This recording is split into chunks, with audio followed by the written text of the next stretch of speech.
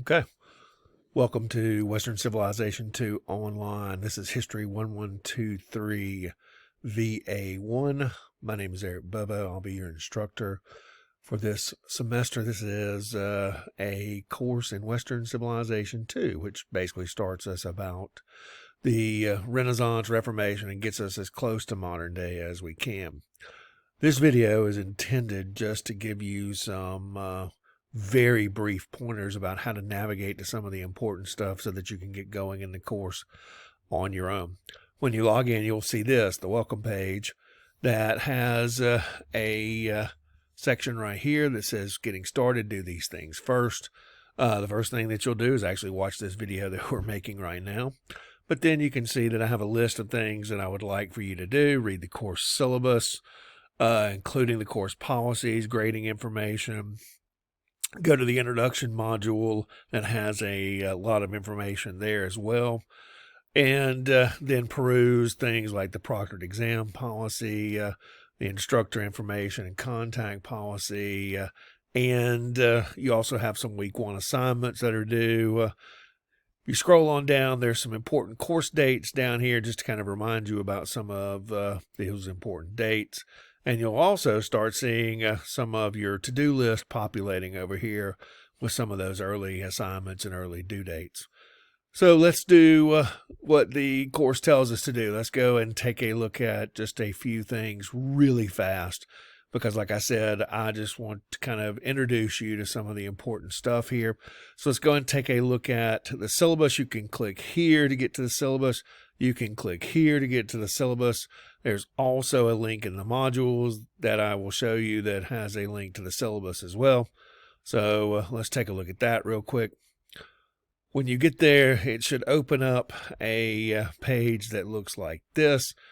If you do it from here, there is actually a page that'll pop up that has my instructor information and a link to this page. So when you get here, this page has our course syllabus right here. So you have my information right here, including my contact information, Canvas messages, email, always the best way to get in touch with me. But there are other things and other ways that you can do so. I am very rarely in my office. Calling my office number is probably the worst of the methods to do. You can always email me. You can always send me a message in Canvas. If you need me, then you can text this number. Do not call it because it'll just go right to voicemail. So this is a text-only number. So text that number with your name and what class that you're in and what kind of assistance that you need, and I can get back to you as quickly as I can. But email is going to come right to my phone too. The office hours are virtual because this is an online class. There are several options that we can do to meet virtually. We can Zoom one another. There's going to be a Pronto thing we can use as well. So office hours are just simply when you need me, shoot me a text, shoot me an email, and say, hey, can we talk? And we will schedule a time to meet with one another. All right, below here, you can see that the course information or course objectives, all of that stuff is there, and you can read that for yourself. Our text is instant access online. We're going to talk about how to get that in just a minute. Grading, this class is divided up into these 5 units of materials. Your final grade in this class depends on how you perform on basically 3 things: homework, discussion, and exams. Okay, we will take 5 exams over the course of the semester. 2 of those will be proctored exams, which you will have to take at a proctored location, either using a virtual service that does come with a cost, or by scheduling an appointment at a face-to-face proctored lab. The other exams will be virtual. So several of those you will be basically taking an open book exam. You also have discussion boards, essays that you'll be doing throughout the course of the semester, and you also have homework, and your grade is essentially made up of those 3 categories. Proctored exam requirements are listed here in the syllabus, but also are available on the modules page. I'll show you where that is in just a second. But scheduling and taking those proctored exams is extremely important in our class. Our first and our third exams are proctored exams.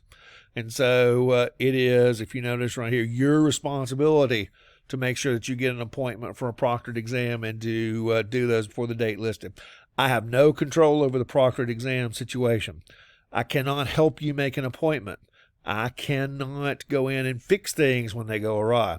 So my advice to you is to make sure that you schedule a proctored date well before the sort of due date for the exam, the last second of the exam, so that if something does go wrong, you can get it fixed. There's very little I can do to make sure that you get this done, except to encourage you to do it, take it early, make your appointments early, and to get those done as quickly as possible. Makeup work, there is no late work accepted in this course. Students seem to have taken advantage of things in the past. Early in the semester, I'm going to be a little bit lenient. I will probably allow you to make up some of your work because, as most of you know, we're having a weather event at the time of this recording.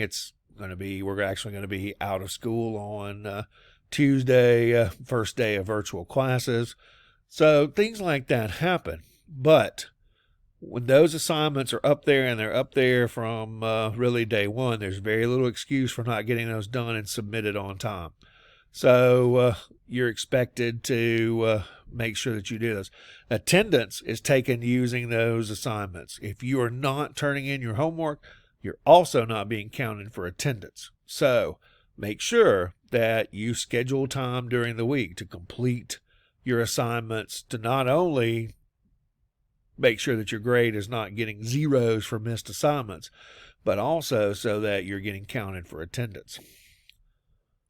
Testing, like I mentioned before, there are 2 proctored exams, the Unit 1, Unit 3 exam. Assignments are listed on the course site in Canvas. There's a calendar on Canvas. There's also on the syllabus page in Canvas, there is a list of assignments and due dates. Okay, so after going through this, if you'll keep scrolling down, there's the Hines Standard Syllabus with information about attendance and about academic honesty. Okay, and I'm going to trust that you will read those, because part of your sort of opening week syllabus quiz that you will see on there is about some of this material as well. Pay close attention to the attendance policy and to the academic honesty policy about plagiarism especially. Okay. All right. After kind of going through that, let's go back over here to our home page, and let's sort of, after we've gone through this, let's hit to this introduction module here. And you guys can see that once you get here, there is Hines information, distance learning guide. There's another link to the syllabus. If we click that, it'll take you right back to that page we were just on. Okay.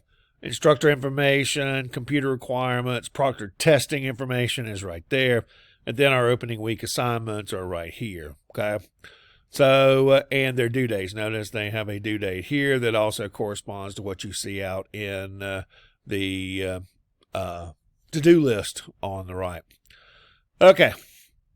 We use a textbook that comes from Norton. And all you have to do really to get to your textbook is to click this link right here. You will probably have to click a few things, agree to a few things. But once that happens, you should be in your textbook. So I want you to kind of see what that looks like. It's going to ask you to look in. Okay. After kind of fixing that, okay, then you will get into your textbook and it will start looking like this. Okay. So your textbook has information, chronology, all this other stuff. All right. The core objectives, some of the important stuff, and then you're right into reading your textbook as well. This textbook is kind of an interactive textbook. When you get to certain parts, it may actually pop up a little multiple choice quiz like this. Okay. That is about your reading. So what form of government had one person or body, usually a monarch that controlled all aspects of government, blah, blah, blah. So we're going to say that that is an absolute monarch. Okay. We're going to check our answer there. And we're going to see that that's correct. It's just checking to make sure that you are paying attention as you read your textbook. Okay. So there are several of those assignments. As you read through your textbook, make sure that you answer those. If you miss one, then it will refer you back to that part of the textbook that that question came from. Okay. And so here we are. We're off now. We're reading our next section, and we'll continue to work on that. Okay. So your textbook is out there and is there from day one. So make sure that you access that as quick as you can, because one of the first things that you're going to be doing is, let me go back to make myself a student here, is that you're going to be learning how to use inquisitive, which every chapter will have an inquisitive assignment. And if you scroll on down here, for example, in our first chapter, you will see that in our first real chapter assignments, there's an inquisitive assignment. There's a reading quiz that you will probably do. I would do that last. Okay. It has a, you'll take 25 multiple choice questions where you'll have 2 attempts. And I would take that last. Okay. I would do the inquisitive first. And then there's a discussion board for each chapter. In this case, we will be doing a discussion board about Louis XIV and absolute monarchy. So let's take a look at the inquisitive real quick. I just want you to see what that looks like as you get into it. So we'll click here and load that in a new window. All right, I have read. Okay, continue. And then we're in. Okay, so I want to start answering questions. And as you go through this, each of these assignments basically tests your reading of the chapter. If you get to a question here and you don't know the answer, you can click here and it will open up the textbook. Okay. So this question is about absolutism. Well, if we look right over here, absolutism was a political theory that encouraged rulers to claim complete sovereignty within their territories. Okay. And so if you keep reading, then it tells you what absolutism is. Okay. So it's trying to help you basically read and understand your textbook. To get a grade, you not only have to answer, if you notice right here, it tells you that you have to answer at least 13 questions. Okay. But it also wants you to gain so many points as well to prove that you are really interacting and that you're, you know what you're talking about. So because we looked at that, we know that we know this answer. Okay. So we're going to answer this one correctly. Okay. Yay. Okay. I got it right. So notice I earned 100 points towards my activity score. Okay. But notice my grade is still a 0 because I still have to answer at least 12 more questions. Okay. So you do not get a grade on these assignments until you answer all of those questions. Okay. All right. So let's go to our next question. Okay. Define mercantilism. All right. Let's say we have no idea. All right. We can answer, we can go to our text. There's mercantilism. Okay. So it's going to be there. So let's read about that. And then once we read about that, let's just say we still don't have any idea. Well, let's turn this down so that we only gain or lose 40 points on this question. So, because we still remember have to earn so many points here. Okay. So, mercantilism is an economic theory focused on reducing imports and increasing exports. So I'm going to answer that, and lo and behold, I got it right. Okay. Sometimes, to help you understand some of these important topics, they'll stick in a little video right here. If you're still not exactly sure what mercantilism is, watch the video so that you will get a good idea about what that is. And yes, you'll probably see that on the exam. All right, let's go to our next question. Let's see what happens if we mess something up. Okay. We have no idea about what this one is. The main causes of European warfare between 1680 and 1713 focused on English efforts to challenge European rivals. Well, we have no idea. Oh, well, look at that. I guessed right. Okay.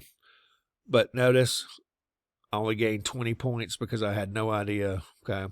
If I had missed this, then I would have only lost 20 points. So see, notice now I'm down to 10 more questions. Okay. So it's basically trying to make you get in and interact with the textbook. That's what your homework basically does, okay? Once you complete it, you'll earn a score, and you're done with it, okay? All right, let's go back to our modules real quick. Just to sort of show you what's going on here, okay? The reading quiz, I told you I would do that last. Let's just jump into the discussion board just for a second, okay? And this one is about Louis and absolute monarchy. So I've got I try to put sometimes they're pretty informative, sometimes they're pretty fun, okay? I try to find you a little bit of a fun little video about absolutism or about whatever topic is we're talking about. In this case, it's the crash course in European history, and it's about absolutism, okay? And so basically, after watching the video, I ask you to answer this prompt, okay? After watching the video, discuss the basics of absolute monarchy. How do these monarchs, including Louis XIV, consolidate and expand their power, okay? Here's a little note, and I'm going to continue to emphasize this throughout the course of the semester. I do not want the chatbot response. I do not want the artificial intelligence response. That is real easy to go in and put that in there and get an answer out, okay? I will know if you did it because I can tell how you write and how the chatbot writes, and I can go and dump it in there, and it'll tell me whether or not you got it from there or not, okay? It's plagiarism. I don't want you to use the bots. I don't want you to use artificial intelligence. I want you to answer the question on your own. That's much more important to me.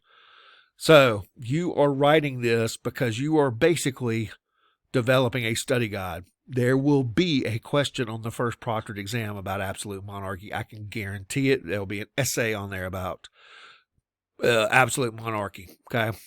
So doing this, you're essentially studying for the exam.